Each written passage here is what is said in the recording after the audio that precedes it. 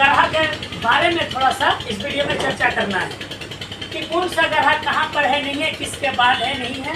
तो बहुत सारे लोग को ग्रह से संबंधित कन्फ्यूज हो जाता है कि भाई किस ग्रह के बाद क्या क्या आता है, नहीं आता है। तो देखिए जी, पूरे दुनिया में अभी तक जो खगोल पीठ में IAU यानी इंटरनेशनल IAU के तहत जो मान्यता प्राप्त है 8 ग्रह है।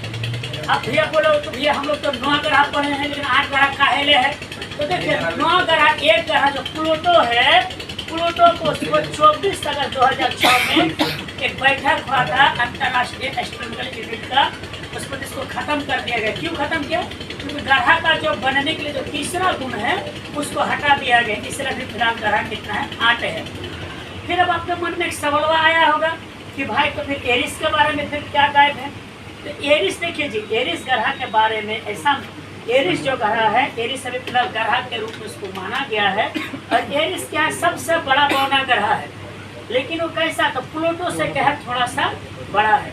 नंबर तीसरी बात क्या है जी, ग्रह अभी तक में एक भ्रम माइंड से आप लोग उतार लीजिए कि ग्रह गायब होता नहीं। अभी तक कोई ग्रह गायब नहीं हुआ है, अभी तक कोई ग्रह गायब नहीं हुआ। फ्यूचर में क्या होगा भाई पता नहीं, ना अभी तक फिलहाल कोई ग्रह गायब नहीं हुआ। और एक और जो ग्रह से संबंधित लोगों में भ्रम है कि किस ग्रह को ग्रहों की रानी कहेंगे भाई। तो ग्रहों की रानी चांद को कहा जाता है। किसको? चांद को। इसको ज्योतिष में भी इसको माना गया है कि ग्रहों की रानी किसको कहा गया? चांद को। अब कोई कोई भाई इसको शनि को मानता है, लेकिन ज्योतिष के हिसाब से ग्रहों की रानी किसको माना गया है? चांद को। अब फिर चांद तो भाई इसमें है नहीं, तो चांद कहाँ से आ गया? तो चांद भैया आपका पृथ्वी का उपग्रह है, एकमात्र पृथ्वी का उपग्रह कौन है?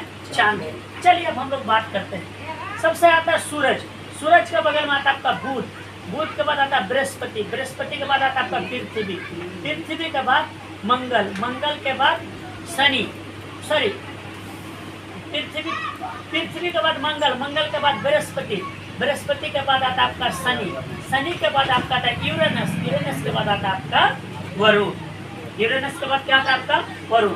अब सुनिए, एक और आता है क्षुद्र ग्रह या क्षुद्र पट्टी। क्षुद्र पट्टी जानते हैं भैया? क्षुद्र पट्टी जो आपका जो मिलता है आपका बृहस्पति और मंगल के बीच में, ये देखिए बृहस्पति और मंगल के बीच में। अब पृथ्वी का फिर नंबर कहाँ से आता है? तो सूरज के हिसाब से, अगर दूरी के हिसाब से देखा जाए तो पृथ्वी का नंबर तीसरा पर आता है। देखिए भैया, है आपका बुध हुआ, बुध के बाद शुक्र, शुक्र के बाद पृथ्वी। तो सूरज, यहाँ पर सूरज हुआ, सूरज के बाद क्या हुआ? बुध, बुध के बाद शुक्र, शुक्र के बाद पृथ्वी। ठीक है, तो 3 नंबर पर आता है। कितना नंबर पर? 3